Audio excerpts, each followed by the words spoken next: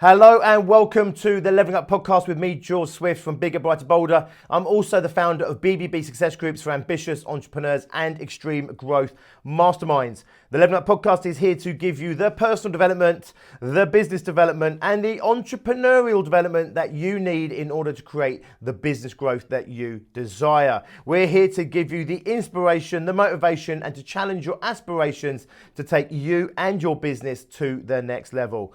Don't forget to tune in every Monday and Wednesday for mindset, attitude, personal performance, and of course, business growth content. And every Friday when we do our Friday 5-minute fix. Subscribe to this podcast and never miss an episode. Okay, so today we are talking about emotional stability. We're talking about the importance of emotional stability, not just in life, but of course as business owners and entrepreneurs, and the impact that it has on our overall well-being, and also specifically in terms of our personal performance in our business, our ability to create successful businesses. So emotional stability, the life of an entrepreneur, I'll be honest with you, the life of a human being has its ups and downs anyway. The life of an entrepreneur definitely is a little bit of a roller coaster ride in and of itself. We certainly don't need to be adding to that chaos by bringing our own unique special brand of emotional instability to the mix.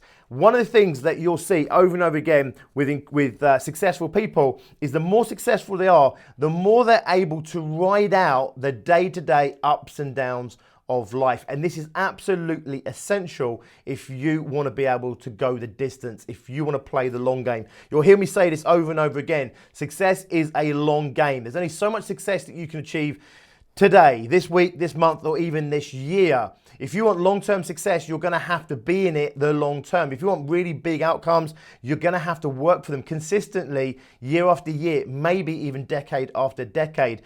To do that, you need to still be standing, you need to still be fighting, you still need to have the energy, the momentum, and the motivation to keep stepping up, stepping forward, and pushing yourself and your business forward.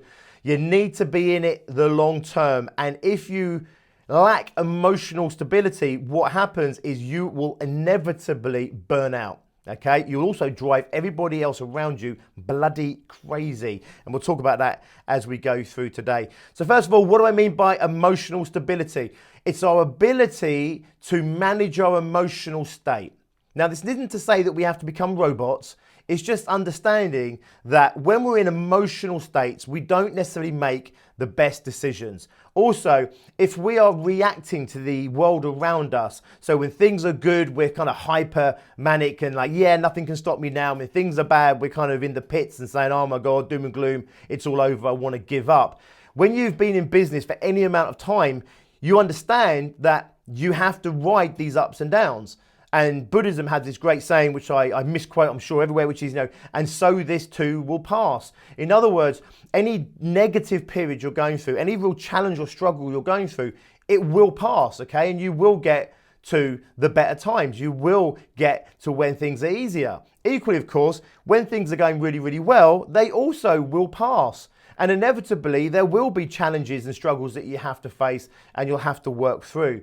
So what happens with successful people is as they start to go through these ups and these downs, they start to realize that they shouldn't necessarily take either of them that seriously. Does this make sense?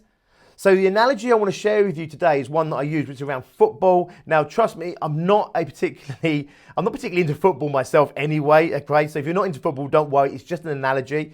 But when I talk about this, I talk about the football and I talk about three key personalities around football. I talk about the football fan, I talk about the football player, and I talk about the football manager. And the football fan lives their life around football in 90-minute blocks, okay? So for 90 minutes, it's kind of like the ball's in play and they're riding high, okay? And it's like, yep, nothing can stop us now. They lose the ball and it's like, oh no, we're going to lose everything. They score a goal and they think, yay, nothing can stop us now. We're going to win the whole game. We're going to win the whole season. We're the great, right? And they ride that high. Then, of course, they concede a goal and it's like, oh my God, it's all over. And of course, it's fun for 90 minutes, right? Watching football or anything, riding that roller coaster for a short period of time is fun. It's the, hey, oh, it's okay, it's fun. We all enjoy a little bit of ups and downs. We all enjoy a little bit of a roller coaster ride every now and again. However, you can imagine the football fan isn't or doesn't need to be involved in the game any more than the 90 minutes they're watching. So in other words, they can afford to have 90 minutes a week where they're riding this insane roller coaster, right? So if you look at their curve, it's like it literally up and down and up and down and up and down, zigzags, you know, if you're looking at their peaks and troughs and peaks and troughs, every few seconds, every minute, you know, it's going from highs to lows and highs to lows. And what they're doing is they're reacting to the game unfolding in front of them. And of course, that's what you're meant to do. That's why it's entertainment. Okay, and they're watching it and everything else. They're having some great times, some bad times, but what they're having is this roller coaster ride, and that is part of the draw of any sport or any game or any film for that matter, any roller coaster ride. It's the ups and the downs, it's the fear and the exhilaration, it's the woes and the highs and the lows and the, make sense? So we absolutely love that in short, intense periods, but we wouldn't want to live on that roller coaster. So the football fan, roller coaster ride. The football player has to be a little bit calmer. So if the football player played football like the football fan watched football, it would be like when we were kids at school playing football in the school playground, which is, you know, someone on your team would get the ball and everyone would charge after the ball thinking, we're going to score, we're going to score, we're going to score. And then as soon as we lost the ball, we'd all hang our heads and sulk that we were going, you know, we'd lost the whole game again. So you can imagine if football players were like that, you know, literally, you know, going from these extremes of like, we're going to win the whole season, we're going to lose everything right now. You can imagine that obviously that kind of mental state is not conducive to playing. It's obvious, okay, that when you watch any kind of sport, you want to keep your head. Now, this is an interesting point, okay, an important point to take note of. In sport, we see this over and over again in the commentary. Over and over again, the importance of emotional stability. So, for example, when you see a tennis player, so the tennis players are playing tennis. Now, a tennis player can be no better at tennis from one game to the next, or one set to the next, or one match to the next, okay? Over seasons, over years, they can potentially obviously get better or worse at tennis. But from one game to the next, one match to the next, one set to the next, they can't be. And yet we see performance, you know, go like through the roof, and then we see it fall through the floor. We can see it over and over again, right? And then you'll hear the commentator telling you exactly what's going on. They know it's all about emotional stability. It's all about mindset. And you'll hear them. They say things like, it's important now that she keeps her head. It's important now that he doesn't lose his head. They could be saying that to anything, right? So they go one set up and then they'll say, right, you know what? It's really important now that they keep their head. They don't lose their head. The football team goes 3 goals up and say, right, they're 3 ahead, it's 3-0, it's all to play for, it's theirs in the bag, but they must keep it together. They must keep their heads. We say it over and over again, okay? But we don't really necessarily think about what that means in terms of performance. Now, if you watch a tennis player, you'll see the ebbs and flows. The ebbs and flows as their emotions take them on their own little roller coaster. And tennis players, football players, all elite sports people have someone a bit like me, you know, a mindset guy, sitting behind them, absolutely working on their mindset, their psychology, and their emotional stability, holding their emotions in check.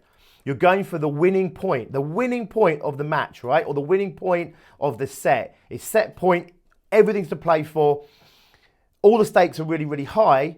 The pressure, right? The emotional, the pressure gets in. The pressure starts to build inside the player, and guess what? Bang, they hit it straight into the net 2 times in a row. It's the football player like taking the penalty, and it's the winning penalty. It's going to win them the game, win them the cup, win them whatever, right? It's the big penalty shootout. They're there. Everything's riding on this penalty. They can hit that net all day long. All day long, they can shoot these all day long, okay? They get there, the big moment comes, what do? Bang, they ping it up into the rafters, or they hit the bar. Make sense? Or they ground it, or they stick it straight at the goalkeeper. They train this over and over, hundreds, maybe even thousands of times, and yet when the pressure's on, we see people crumbling under that pressure. Now, of course, they're only human beings, and we're talking about the most intense pressure that probably human beings can be under, you know, in a kind of, you know, like in a sporting world, right? You're playing for the cup, you're playing for the championship, that kind of thing. The pressure's high. I once had a football guy, a guy that ran a football coach for kids. And he said to me, he said, my kids are really good, they play super well, but they keep choking on the big game. He said, what can I do? And I paused for a moment, I thought, and I said, you know what, stop calling it the big game. The moment you think of it as the big game, the moment that happens, you're going to start to crumble. The pressure's on. And that's exactly what they did. We saw it. We see it in tennis. We see it in football. We see it in Formula One racing. We see it in sports. It's the basketball player, who literally, 1,000 times in a row can get that ball straight in the net, okay? And yet we see them fluffing it when it's the big shot. Does this make sense? It's the person that can talk and present really, really well, but you put them on the big stage and they go to pieces. So why is emotional stability so important? It's because if the players don't have a degree of control over the emotions running through them, the emotions are playing out through their performance. And when we're there and we're running on real adrenals and we're there and we're playing the big game, the big shot, the big match, the big presentation, the big sales pitch, all the pressure's up, our brain goes into this place where it thinks like life and death, and all the emotions are really high and they choke us. They choke our performance, they choke our thinking, they choke our ability to cognitively strategize in terms of how to perform or how we should approach something. Does this make sense? We go into fight and flight and it absolutely fucks with our game. And it does it in sport and we see it over and over again. It does it in our personal lives. We see it over and again. It's the young lad that loses the ability to speak properly when he's confronted with the beautiful girl that he's had a crush on for the last 6 months. Does it make sense? So here we go. I want you to think about this for a moment. Football fan, crazy roller coaster, up and down, up and down. It's okay because the game is not built on their performance. They can enjoy the roller coaster, the reactive nature of watching the game. The football player, he cannot afford to be reactive to what's playing out on the field. If he's just reacting to what's going on, he's reacting, right? We have a saying which is action beats reaction. If you're reacting to circumstances, then the circumstances have to have the lead. So if they're reacting to as the game unfolds, they're no longer in control of the game. Also, as I said before, their performance will start to choke. Their cognitive abilities will start to choke. They have to keep their cool. You've heard it over and over again with the announcers. It's really important that he keeps his cool. The guy could be absolutely losing right now. It could be like, it could be match point and he's about to lose the whole game, right? Or he could be winning the whole game going for match point. The commentator will say the same thing. Really important he keeps his cool. Really important he keeps his head right now. Makes sense? Because both of those, it's about the performance and the impact, negative impact it has on our personal performance when we don't have a hold over our own emotions. So then the third person we'll talk to you about is the manager. So when you look at let's take a football manager, for example, okay? Now I'm stereotyping here. I know we have different types, okay? But I want you to imagine the football player, ups and downs, reactive to the game. The football player still ebbs and flows. You see it, you see the energy coming and going. And despite having someone like me behind them talking about emotional stability and sports psychology, you still see it in tennis and that and Formula One. You'll see the ebbs and the flows, but it's much more leveled out, but you'll still see the gameplay improve and get worse. And you'll see them making stupid mistakes under pressure and all this sort of stuff. So you still see it, but it's nowhere near as crazy as the football fan. The football manager, however, typically is watching from the sidelines, arms crossed, kind of pretty neutral. Now, I know I'm stereotyping here, okay, for the purposes of this analogy. I'm well aware that there are plenty of managers that are also hysterical lunatics like fans. However, as a general rule, the manager keeps their head. Why? Because the manager knows that the goal or, the goal they scored or the goal they've just let in means no more to this particular match, right?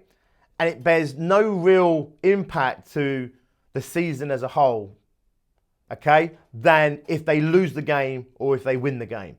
So they understand, whilst they want to get the goal, they want to win the game, the tennis player, coach that wants to win the match, for example, they understand the importance of every game, every point, every goal. They understand that, but they also understand that overall winning is not about this point, this goal, this particular match right now.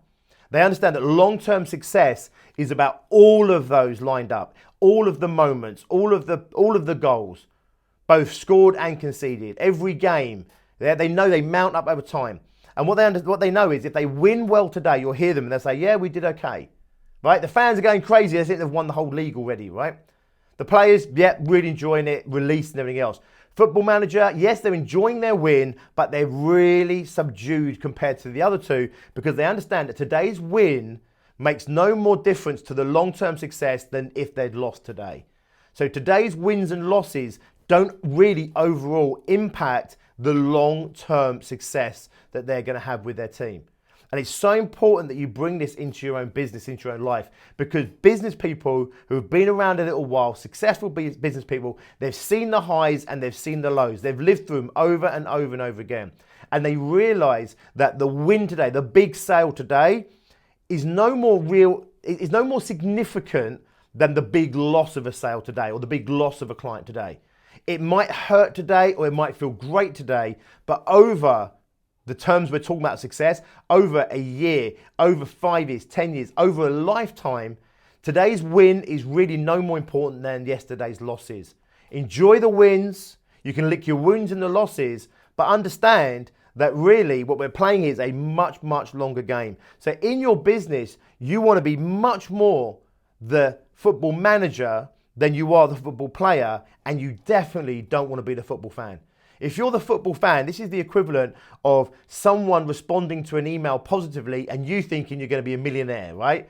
And then the next minute, somebody ignores your phone call and you think, oh my God, I'm useless, I'm rubbish, and I'm never going to be successful. Now, it's possible you relate to these, okay? These are, whoa, we're winning. Oh my God, we're losing. We're going to win everything. We're going to lose everything, right? You have to level that out to play a longer game. Number one, it is absolutely burning your adrenals out. It's absolutely burning your adrenals. It's exhausting to be living on that roller coaster. Number two, it's so irritating to be around people like this. Your people around you, they won't know what to make of you. They'll look at you, they'll start approaching you with caution. Is she having a good day? Is she having a bad day? Does this make sense? Okay. Also, of course, if you over reward yourself for today's successes, you forget to get out there and start training again tomorrow. What does a football manager do? You have a massive win today. He says, right, you know what? Enjoy it tonight, lads. Get back on the pitch tomorrow. Or if it's a massive win, enjoy the weekend, back on training tomorrow or back on training on Monday. Formula One and that, they go out, have a party, maybe whatever they do, right?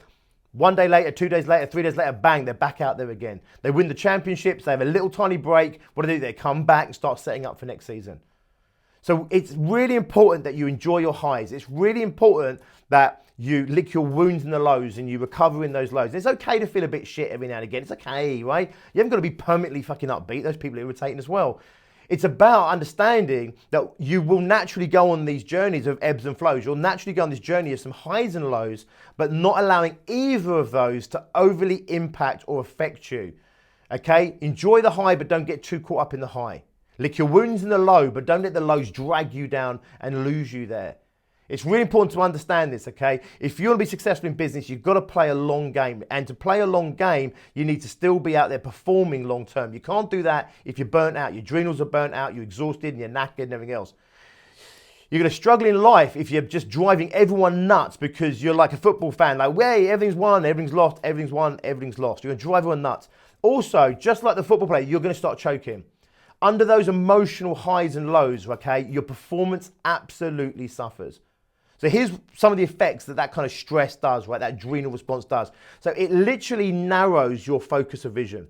So you're able to see, if you want, less and less in the peripheral. This is like you're hunting, your fight or flight response, okay? This isn't good in business. Sometimes it's good to have that tunnel focus, but actually to negotiate the landscape in business and in life, it's good to have that peripheral wider vision so you can see and you can maneuver in the wider picture. Does this make sense? Rather than just that completely narrow, tight vision that blocks you off from seeing everything else. Your ability to communicate goes down. You see a group of fans where they've just won the cup, they're incapable of communicating. They're just jumping around and shouting and throwing beer at each other. They can't construct their words. You see football players, and they're really emotional sometimes at the end of the game. They can't find words. They can't speak. They can't even think clearly. They're just like, I don't even know right now. I can't think right now. I've got to process this. They can't even think right now because their brain is shut down with all that emotion. Does this make sense? The higher your emotions are, the more your cognitive and your logic and your problem solving starts to go down. Well, what's going to win in business, okay? It's not the emotional highs and lows. It's not your emotions that are going to win in business. It's your ability to function, to make the right choices, to be able to communicate, to adapt, to navigate your way around the landscape, both metaphorically and literally. And all of that is so much harder. Also, under that kind of stress and that kind of adrenaline, you also misinterpret people. So what happens is when someone says something to you or you read an email, your highly likely to misinterpret what someone means, which means you're reacting inappropriate. You're also much more likely to have heightened levels of reactions, which are also going to be inappropriate. You know, heightened levels of anger response or defensiveness, all that sort of stuff is likely to fire off. You're far less likely to be able to judge the appropriateness of your responses. Your ability to communicate goes down, form words goes down, think clearly goes down, problem solving goes out the window, creativity goes out of the window. This is why it's so important in sport they keep their heads, because if they keep their heads, their performance is better. In business, you keep your head, your performance is better. You lose your head, you lose your wits, you lose your creativity, you lose your cognitive abilities, you lose your ability to take control of your business and also to navigate business and life on your terms. You become reactionary to what's going on rather than the person that's creating the action in the business or in life or in the world around you. Absolutely imperative, okay? When you're under heightened levels of stress and everything else, it negatively impacts your personal performance. The more calm, the more emotionally stable you can be, you'll be higher performing, you'll function better, you'll be more creative, you'll have better responses, you'll better articulate yourself better, you're going to burn out, but you won't burn out. I say burn out less, you won't burn out because you won't be burning anywhere near the same kind of levels. You'll be a much easier person to get along with, a much easier person to be around, and you will still be standing 5 years, 10 years, 20 years, whatever it takes in order to achieve your biggest goals. You have to learn to be emotional stability, step into the football manager kind of psyche. If you have a win today, enjoy the win, but understand that the win today no more impacts the long-term success of your business than the loss you're going to have maybe tomorrow or next week. When you have a loss today, understand this, lick your wounds. It's okay. You know, it's okay to not feel so great about that. Losing doesn't feel great. You can lick your wounds for a little bit. When I say a little bit, I'm talking about, you know, don't indulge yourself for weeks or anything, but it's okay to feel a bit shit in the moment, but don't allow that to affect your ability to be positive over the long term. You know, today's losses are no more going to ruin your long-term success than today's successes are going to make your long-term success. When you start to really understand the long-term nature of success, you can start to iron out that crazy up and down, and you can start to bring that football manager energy to your business. It's not about this moment. It's not about this day, this week, and it probably isn't even about this year. It's about what you do consistently over the next 5 years, 10 years, 20 years, whatever it's going to take to achieve your biggest, most wildest ambitions and goals. Awesome, guys. Thanks for that. That is today's podcast, Food for Thought. Keep yourself on the level a little bit more. You can, don't be a robot. Enjoy the highs, lick your wounds and the lows. Do not allow that to dictate your overall perception of your long-term success, your long-term future. Play the game at the highest level consistently. Enjoy the highs. You're going to have to ride those lows. Play the game out over the long term and you will be successful. If you are a business owner currently doing under 100 grand and you want to know what it's going to take to hit 100 grand or more in the next 12 months or less, get yourself onto the 6-figure fast track. This is a webinar that I've created specifically with the 5-figure service-based business in mind, and specifically around what it's going to take in order to hit 100K in the next 12 months or less. If you want to go and get that webinar, it's waiting for you right now. Go to biggerbrighterbolder.co.uk/fast track. One word, fast track. biggerbrighterbolder.co.uk/fast track. The webinar there is waiting for you. I'll also put the link in the descriptions of this podcast. Go and check us out at Bigger Brighter Bolder. Go and check out the 6-figure fast track. I will see you next time. And until then, as always, be successful.